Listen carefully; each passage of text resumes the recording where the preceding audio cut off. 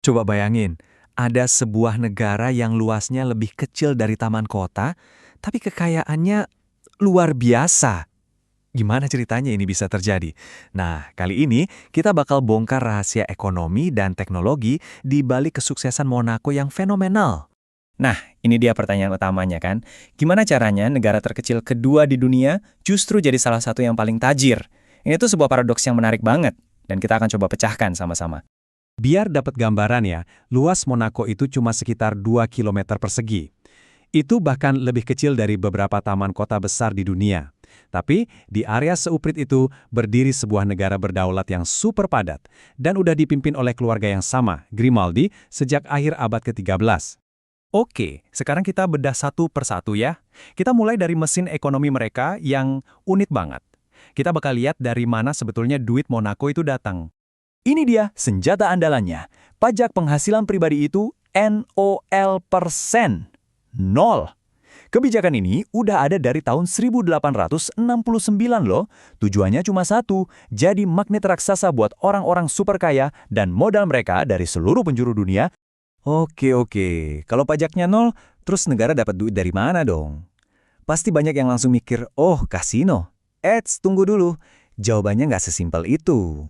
Nah, ini bagian yang mungkin bikin kaget. Coba lihat deh, pemasukan terbesarnya justru dari PPN, pajak properti, sama perusahaan milik negara.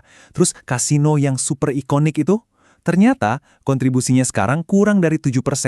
Jelas banget kan, fokusnya udah geser. Terus, gimana caranya mereka menjaga eksklusivitas ini?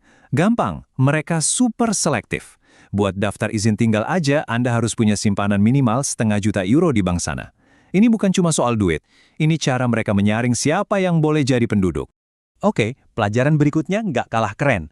Kalau tadi soal uang, sekarang soal tanah. Ini tentang gimana Monaco secara harfiah merekayasa masa depannya sendiri dengan menciptakan daratan dari laut. Kenalin nih, proyek Maretera. Proyek rekayasa sipil gila-gilaan senilai €2 miliar buat nambah daratan baru seluas 6 hektar.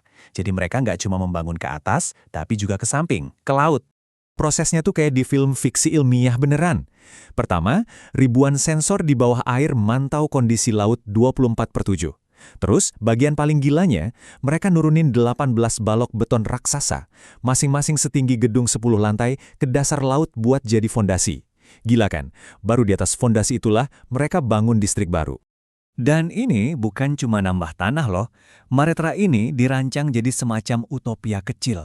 Bener-bener bebas mobil, sistem pendinginnya pakai tenaga air laut, dan komitmennya kuat banget buat konstruksi yang ramah lingkungan. Keren! Lanjut ke pelajaran ketiga. Ini soal benteng super aman dan cerdas. Ini tentang gimana Monaco menjadikan keamanan sebagai sebuah layanan premium, salah satu jualan utama mereka.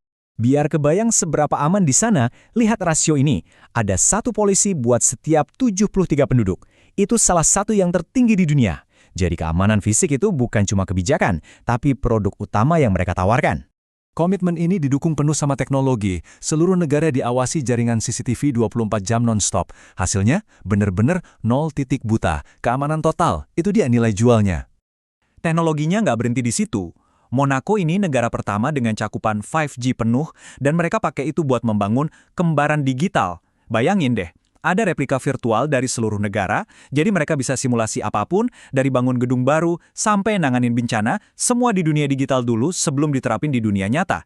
Canggih banget! Oke, jadi setelah ngeliat semua hal luar biasa tadi, pelajaran penting apa sih yang bisa kita ambil dari model Monaco yang super unik ini? Yuk, kita rangkum bareng-bareng. Ada satu fakta unik nih, semacam paradoks yang menarik banget. Warga asli Monaco yang disebut Monégasque itu justru dilarang keras buat main judi di kasino mereka sendiri. Kenapa?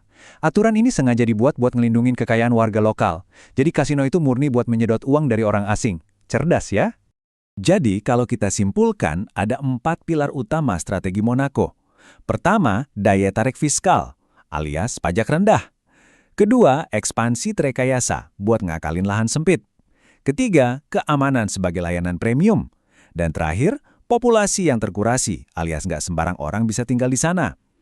4 pilar ini yang bikin mereka sukses sekarang. Nah, ini yang jadi pertanyaan terakhir buat kita semua. Apakah Monaco ini semacam cetak biru untuk kota masa depan yang bisa kita tiru? Atau Jangan-jangan ini cuma sebuah anomali, kasus super unik yang mustahil buat diulang di tempat lain. Gimana menurut Anda?